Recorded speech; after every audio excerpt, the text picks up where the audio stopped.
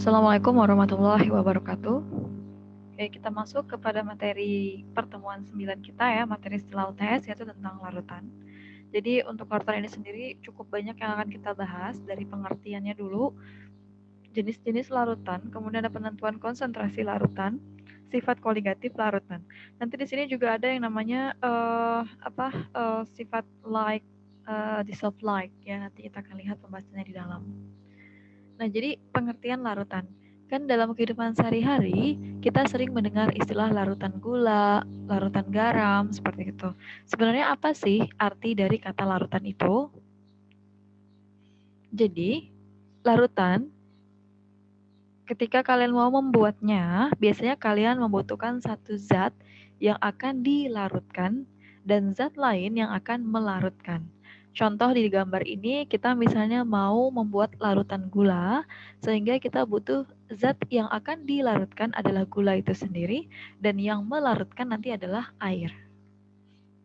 Sehingga membentuk air gula atau larutan gula. Nah, jadi ada dua istilah yang perlu diketahui ya. Jadi di sini kita bisa simpulkan bahwa larutan itu terdiri dari zat yang terlarut dan pelarut ya. Kemudian, larutan nanti itu biasanya bersifat homogen, jadi tidak ada lagi terlihat batas antara gula dan airnya. Jadi ketika kalian mengaduk gula di dalam air tadi, itu nggak kelihatan lagi, oh ini gula, ini air. Atau mungkin terbagi jadi dua fase, gulanya di bawah, air di atas, enggak. Tapi dia harus betul-betul homogen, artinya bercampur secara sempurna, tidak ada terlihat pemisah antara kedua zat tadi. Oke, jadi di sini kalau gambarannya ini kita punya zat yang akan dilarutkan dan akan dimasukkan ke dalam pelarut.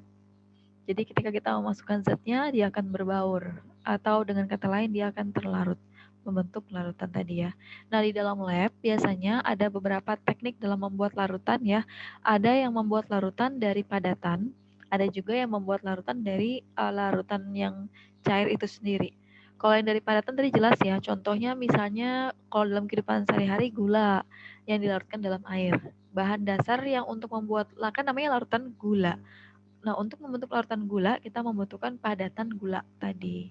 Nah, atau kalau misalnya istilah lain, kalian bisa bilang larutan sirup gitu ya, sirup yang mungkin mau disajikan, itu membuatnya kan dari larutan sirup yang pekat gitu ya. Jadi sirup yang pekat diambil beberapa ukuran, kemudian ditambahkan dengan air untuk melarutkan sirup pekat tadi. Jadi dia akan bergabung sehingga akan terbentuk warna atau campuran yang homogen. Konsentrasinya sendiri, nah ini inti dari materi ini sebenarnya adalah yang di sini konsentrasi ya. Kalian akan menentukan konsentrasi dari larutan itu sendiri. Jadi ada 7 jenis unit atau satuan dalam penentuan konsentrasi. Jadi kalau misalnya pernah mendengar istilah beli alkohol dong, alkohol 70%, berarti kalian tahu 70% itu adalah konsentrasinya. Konsentrasi itu apa sih? Jadi konsentrasi itu Jadi konsentrasi itu menyatakan banyaknya zat yang terlarut di dalam suatu larutan. Jadi kalau tadi kita lihat gambar di sini, kita memasukkan padatan gulanya ke dalam larutan ya, artinya ke dalam pelarutnya. Artinya kita akan menghitung berapa banyak gula yang terlarut di dalam larutan tadi, gitu ya. Jadi artinya kita akan menghitung jumlah zat yang terlarut di dalam suatu larutan. Itu namanya konsentrasi. Bisa dalam persen, bisa dalam ppm, bisa dalam molar, molal, dan normalitas. Nah, ada pertanyaan, apakah zat terlarut hanya berupa padatan? Oke, jadi nanti bisa sambil dicari-cari ya, tapi ini bukan tugas, hanya dicari-cari saja untuk menjawab pertanyaan ini. Oke, nah di sini ada pernyataan like, dissolve like. Jadi dalam istilah larutan itu selain kita melarutkan tadi, kita harus memahami sifat atau karakteristik dari zat-zat yang mau kita campurkan tadi.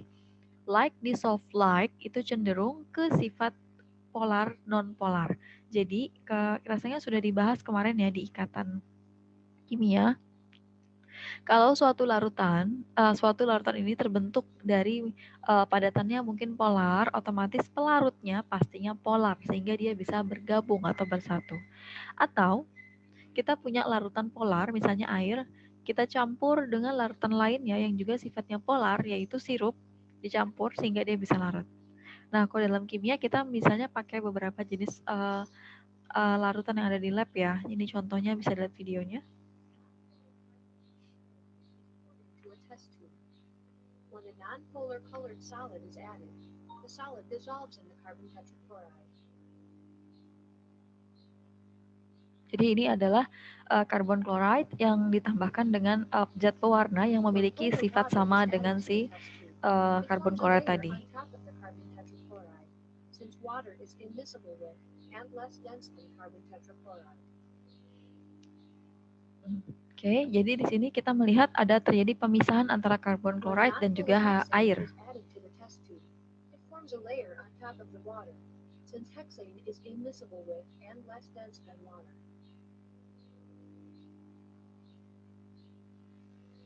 When the test tube is vigorously shaken, the two nonpolar liquids form a single layer at the bottom of the test tube, and the polar water layer sits above this layer. Oke, jadi ini adalah konsep dari like dissolve like. Jadi ini akan dipakai kalau nanti kalian menggunakan metode ekstraksi biasanya ya dalam mengekstrak suatu analit di dalam sampel kalian atau dalam bahan analisa kalian. Jadi di sini kalau kalian perhatikan tadi yang pertama dia menambahkan karbon chloride ya yang berupa larutan tadi yang disebutkan bahwa sifatnya non polar. Kemudian dia tambahkan zat pewarna yang memiliki sifat yang sama dengan si karbon chloride. Bu, bagaimana kita bisa tahu sifatnya sama? Karena dia bisa larut di dalam si karbon chloride-nya. Kalau seandainya zat warnanya bersifat polar, otomatis dia tidak akan mau bergabung dengan si karbon chloride tadi. Ya, jadi kita tahu tadi zat warna sama karbon chloride-nya sudah nonpolar. Kemudian tahap yang kedua tadi dia menambahkan air di sini ya. Dia ada menambah nih ya, tadi hasil gabungan, kemudian dia tambahkan air sehingga terbentuk dua fase. Ini dua fase tadi yang saya maksud, dua fase itu ada kelihatan garis batasnya gitu. Si kuning nggak mau nyatu dengan si putih. Contoh gampangnya mungkin kita bayangkan ini minyak, ini air, nggak mau tergabung. Tapi kalau minyak dia di atas ya posisinya karena minyak itu ringan. Lebih ringan dense-nya ya atau massa jenisnya, tapi kalau air dia lebih berat makanya dia di bawah. Tapi kalau ini kasusnya karbon chloride dia juga sifatnya nonpolar sama seperti minyak, tapi dia memiliki berat yang lebih daripada air, makanya posisinya di bawah. Nah, kemudian setelah pencampuran ini ternyata ditambah lagi larutan terakhir yaitu si heksan tadi, di mana sifatnya adalah non-polar sehingga dia tidak bisa bergabung dengan air. Bu, kenapa dia tidak gabung dengan CCl4 atau karbon chloride? Kan sama-sama non-polar. Gak bisa karena ada air menghalang di tengah-tengah. Tapi pengecualian ya, kalau kalian kocok, barulah si CCl4 dan heksan ini dia bisa berkontak atau berinteraksi ya, sehingga dia bisa bergabung menjadi satu kesatuan di bawah. Karena polar ketemu polar sendiri, non polar ketemu non polar. Seperti itu. Oke, bisa dipahamin ya. Oke, lanjut. Tadi jadi kita udah belajar tentang pengertian larutan, kemudian di dalam larutan itu ada apa saja, komponen utamanya ada yang zat terlarut dan zat yang melarutkan, ya. Kemudian di sini kita pakai istilah like dissolve like, yang tadi berdasarkan perbedaan kepolaran. Nah, ini adalah menghitung konsentrasi larutan. Nanti ini silakan dipahamin sendiri untuk rumus-rumus yang ada. Ada molaritas, jangan kebalik molaritas dan molalitas. Ini dia mirip-mirip, bedanya di L saja dan di R. Ini kalau kalian perhatikan. Ini dia R, ini dia L. Jadi bedanya di situ ya. Perbedaannya di mana, Bu? Dia sama, rumusnya mirip nih. Cuman bedanya kalau di sini kita akan menghitung mol di dalam larutan, dalam 1 liter larutan. Ingat ya, larutan itu sudah gabungan antara zat yang terlarut dan pelarutnya. Kemudian, kalau di sini disebut massa dari pelarut, berarti ini hanya air saja. Saya ulang ya, di sini misalnya kita punya dua zat, contoh, ini ada di dalam piring. Ini adalah air kalian, atau zat pelarut, ini adalah gulanya yang mau dilarutkan di dalam air tadi. Kemudian kalau dia bergabung, ya mungkin dia akan bergabung seperti ini posisinya. Nah, ini maksudnya adalah ini pelarut yang akan ditambahkan zat terlarut. Jadi nanti ketika gula dimasukkan ke dalam air sini, gulanya akan terlarut, makanya disebut zat terlarut. Nah, akan membentuk yang namanya larutan gula, bukan lagi namanya pelarut gula, tapi larutan gula. Kalau kita sudah mengenal atau menyebutkan kata larutan, itu berarti di dalamnya sudah ada zat terlarut dan pelarutnya, udah bergabung, ya. Oke, nah di sini nanti keterangannya tergantung di soal, jadi kalian jangan sampai salah memasukkan angka.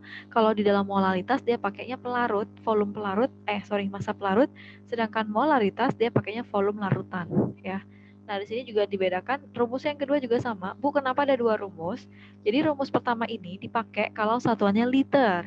Rumus kedua ini dipakai kalau satuannya mililiter. Kemudian rumus pertama dipakai kalau sudah ada keterangan mol, jadi biar lebih cepat mengerjakannya. Tapi kalau keterangan nanti di soal dalam bentuk gram, saya sarankan memakai gram atau miligram ya. Saya sarankan memakai ini saja, karena itu masih berat yang belum dibagi sama MR untuk mendapatkan mol ya. Karena mol sendiri punya rumus kemarin.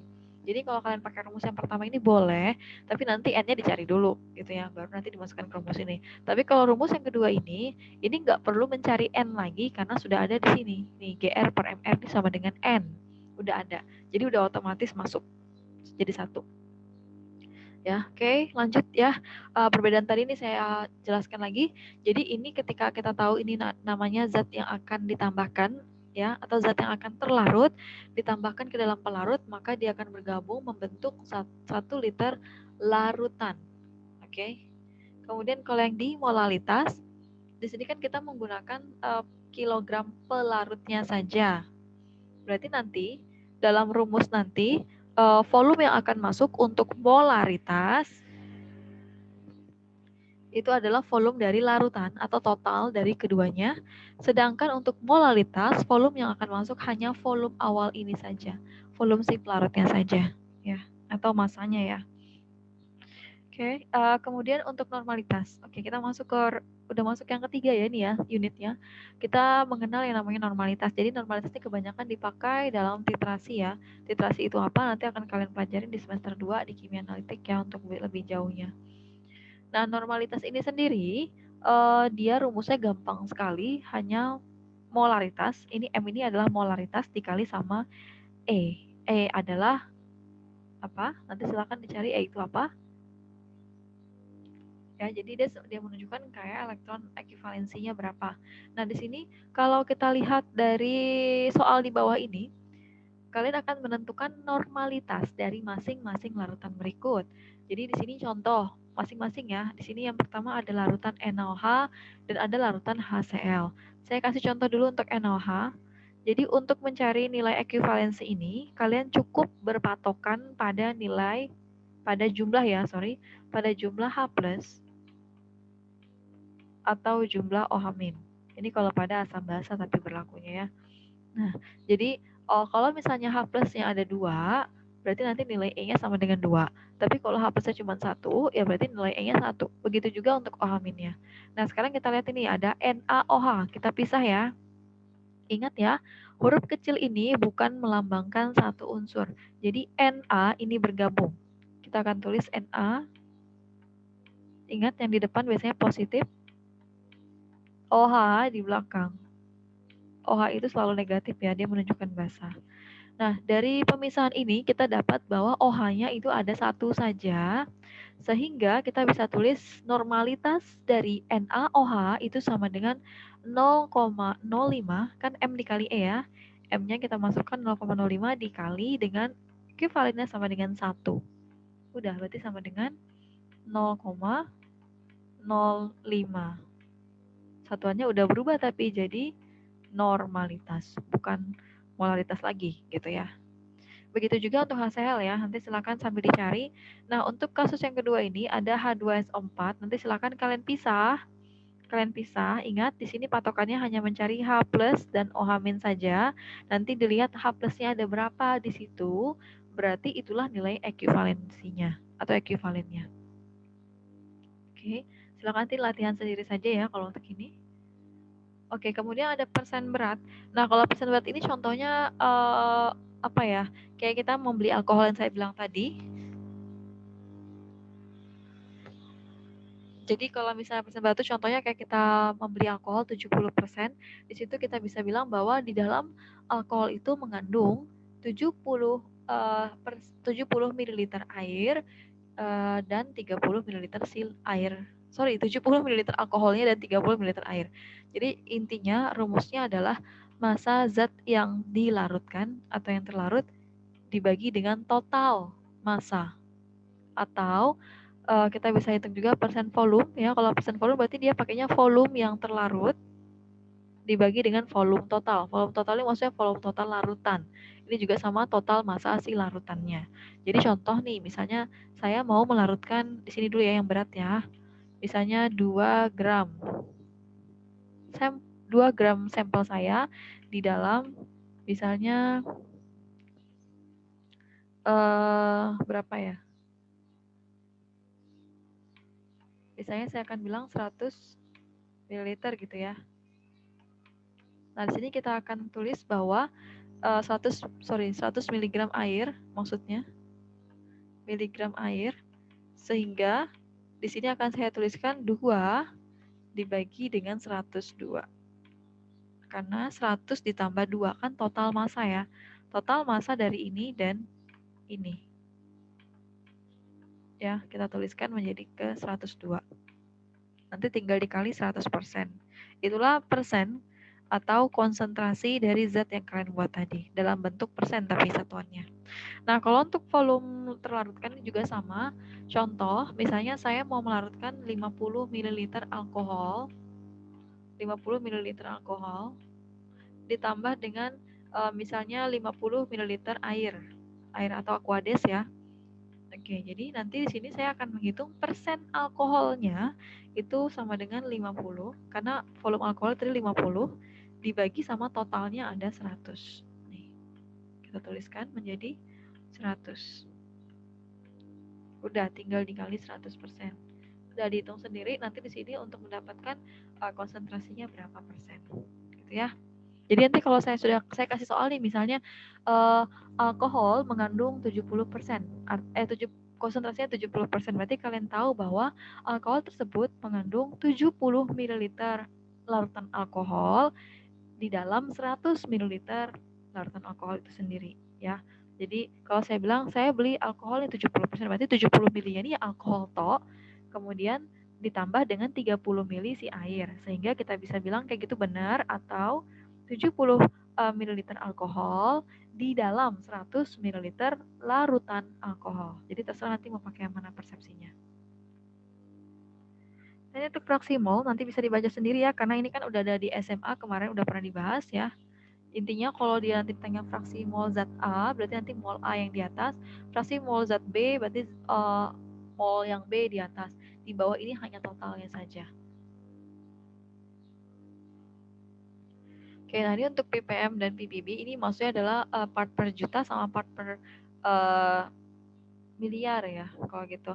Nah, di sini ada istilahnya dalam per 10 pangkat 6 atau 10 pangkat 9. Satuannya biasanya lebih mudahnya adalah miligram per liter. Kalau untuk ppm atau ppj dan untuk ppb itu adalah mikrogram per liter. Bayangin ini jauh lebih kecil lagi ya. Ini aja miligram, ini mikrogram. Ini maksudnya gini ya.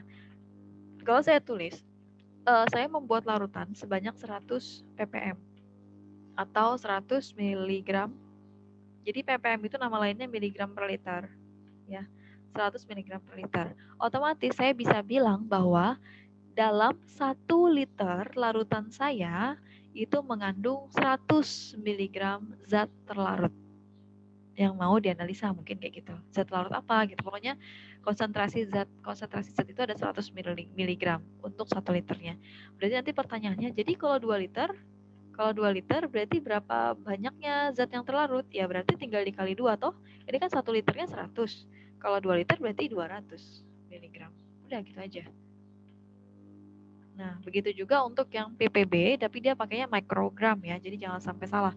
Jadi kalau nanti dibilang 100 mikrogram per liter, artinya dalam 1 liter itu mengandung 100 mikrogram si zat yang terlarut. Nanti kalau misalnya saya bandingkan satuan mana yang lebih kecil, apakah ppm sama ppb, kalian sudah tahu berarti yang ppb. Kenapa? Karena sudah sangat jelas dalam 1 liter hanya mengandung 100 mikrogram. Kecil banget mikro itu ya, dibandingkan dengan ppm yang bisa mengandung 100 mg. Ini angka 100 ini hanya saya misalkan ya, bukan ketetapan dari sana. Saya tadi memisalkan konsentrasinya sama dengan 100 mg per liter atau 100 mikrogram per liter.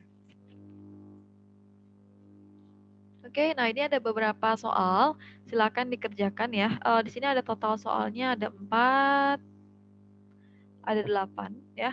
Ada 8, silakan nanti dipilih 5 soal dari latihan 1 dan latihan 2, terserah. Pokoknya ambil 5 soal, nanti silakan dikumpulkan di Google Classroom. Oke ya, nah di sini berdasarkan daya hantar listrik ya, kita nyambung ke sini dulu. Berdasarkan daya hantar listrik, itu larutan itu ada disebut sebagai larutan elektrolit dan larutan non elektrolit. Jadi kalau kalian kenal istilah elektrolit, berarti dia mengandung ion-ion di dalam larutannya ya. Karena pengertian elektrolit sendiri itu adalah zat yang terlarutnya itu bisa terionisasi atau membentuk ion. Kalau bedanya tadi gula, kalau gula kan kasusnya dia terlarut, hanya terlarut saja. Terlarut ini maksudnya dia belum tentu dia hancur berderai-berai, tapi dia hanya berbaur dengan si pelarut. Contoh, kalian kan sering bilang nih, oh itu anaknya berenang terus dia terlarut tadi di dalam air, berarti kan dia hanya mengikuti airnya, kayak bergabung tapi tidak tidak hancur gitu posisinya, tidak terurai atau terionisasi. Nah, tapi kalau untuk zat yang sifatnya elektrolit biasanya berupa garam-garaman, kalau dilarutkan dalam air, dia bisa membentuk ion di dalam larutannya. Ya, makanya disebut zat terlarutnya mengalami reaksi atau mengalami proses terionisasi, sehingga dia bisa menghantarkan listrik. Sedangkan elektrolit biasanya dia tidak terionisasi, jadi dia tidak bisa menghantarkan listrik ya. Ini contohnya. Oke. Oke, nanti kita akan nyambung ke sifat koligatif larutan di video kedua kita. Jadi untuk yang ini sampai sini saja dulu, sampai larutan elektrolit. Dan tadi jangan lupa ada soal 7 ya. Ada 8 soal, silakan pilih 5 soal saja yang kalian mau kerjakan. Nanti silakan dikumpulkan di Google Classroom. Tapi untuk hari ini materinya nyambung sampai ke sifat koligatif ya. Jadi jangan sampai kira bahwa ini videonya sudah selesai. Nanti nyambung ke video kedua ya. Oke, nanti kalau ada pertanyaan silakan kirim via WA dan boleh langsung komen di Google Classroom-nya di bawah yang saya post ya. Oke, kurang lebihnya saya mohon maaf. Assalamualaikum warahmatullahi wabarakatuh.